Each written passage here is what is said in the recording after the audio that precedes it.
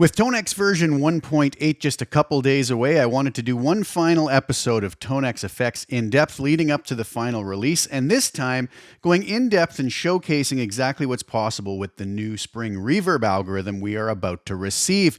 I think a lot of folks that have heard it and compare it to the existing spring reverb algorithms we've had in past versions of Tonex, I think everybody agrees the new spring reverb algorithm is quite a bit better, and I agree also. So today we're going to take a look through the parameters we have with that, what they do, and how this sounds. So let's head right over to Tonex and take a look and a listen. All right, so here we are over in Tonex, and I am utilizing one of my tones from my British Chime Ultimate Collection, which is part of the Tone Partner collections that are available on ToneNet. The link will be below if you're so inclined. So if I was just to turn the reverb off on this,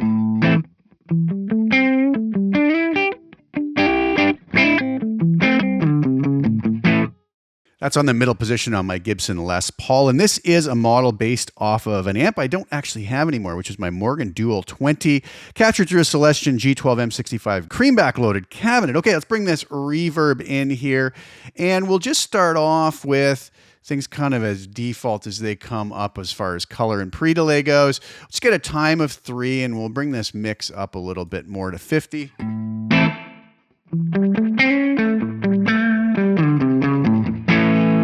Now, if we compare that to some of the old spring reverb algorithms,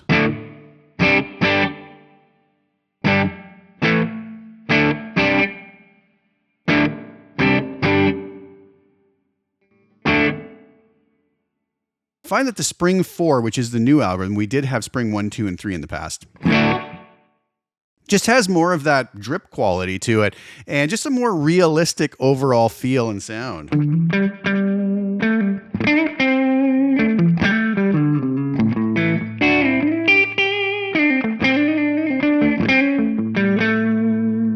All right, so let's take this to some extremes and see what we have here. Let's crank the time up.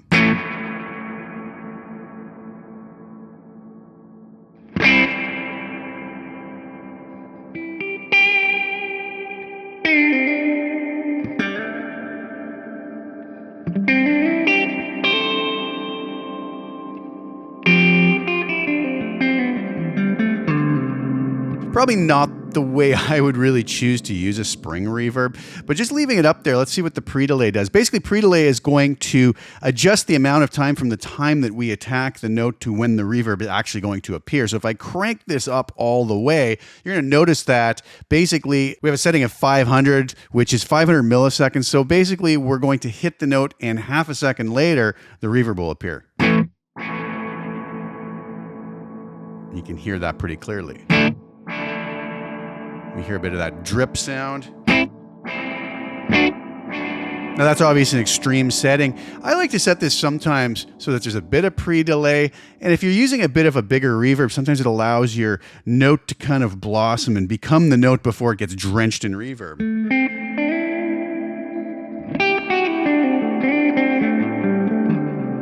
Which allows your little bit more clarity maybe.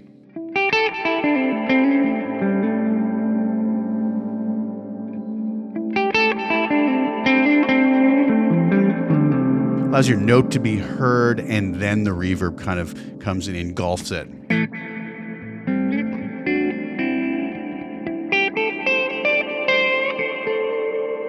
So when we're using extreme settings, sometimes the pre-delay can give us a lot of benefit to allowing us to use a lot of reverb, but still allowing some clarity in our direct dry signal. Versus just bringing this right down here, where the note gets kind of engulfed in the reverb immediately. So we'll bring that up maybe around there.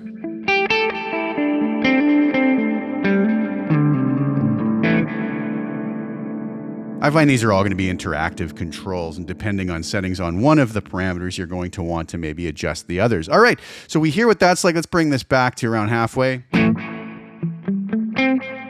can kind of hear the pre-delay now. Really hearing that drip sound. Now, what's the color control doing? We'll leave our settings there for now. So color is either going to darken on these minus settings or brighten on these plus settings. Can hear that now much brighter. And now we have a much darker tone. Darker would be nice if we want things to kind of blend in maybe with a mix that we're working on without being so overt, whereas the brighter tones are going to really help the reverb portion kind of cut through the mix. Right. So again, you know, those are extremes. I don't know if I would ever really go to those extreme settings, but I could brighten things up 1 or 2 notches.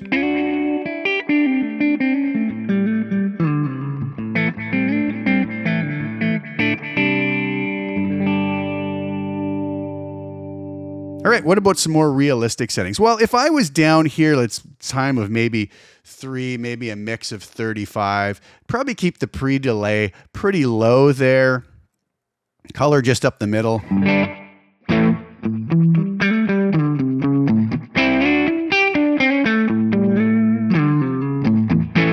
If we just wanted a touch of ambience, let's bring that mix control up actually.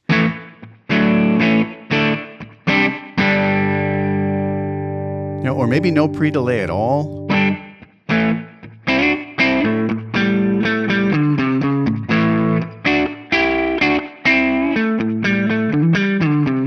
You know, even at those subtle settings, if I turn the reverb off, we notice it's gone.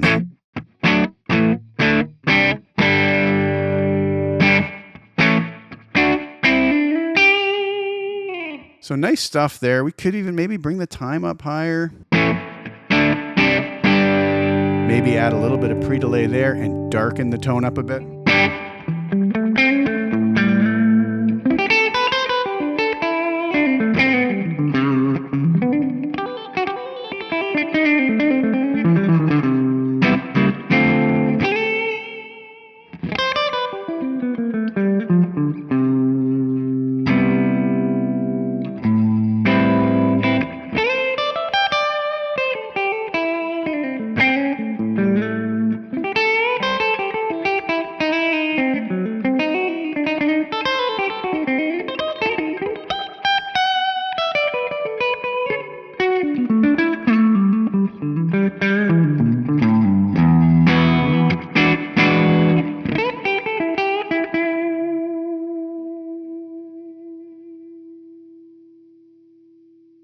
Ultimately, settings around here. Be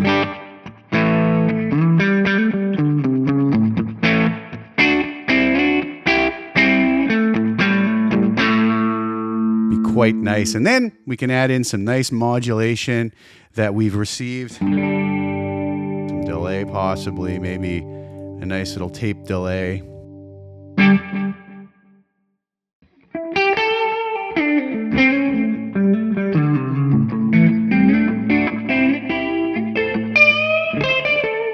We're now going to be able to craft some really nice tones with a nice array of effects right within Tonex. All right, there you have it. What do you guys think? I think that's a really nice addition. It's going to be a real go-to reverb for me. Really do like the sound of it. I find it's the most realistic spring reverb we've had yet in Tonex, and I think I'm going to get a lot of use out of it. I hope you guys do also. If you like any of the tones you heard today, such as the one I was using to demo the spring reverb, that is available on ToneNet as a Tone Partner collection. You can grab that at the link below. And I'm also going to leave you with a demo video for another tone collection that I have available on my website. And if you're so inclined and want to go grab a copy of that, you can do so at the links below. So thank you guys so much for tuning in. Please like the video, share it with anybody you think would get some use or enjoyment out of watching it. Also, please subscribe to the channel. Hit the little bell notification, get notified when I put new content out. I'll be back really soon with some more. Thank you guys again so much for sharing your time with me. Ciao for now.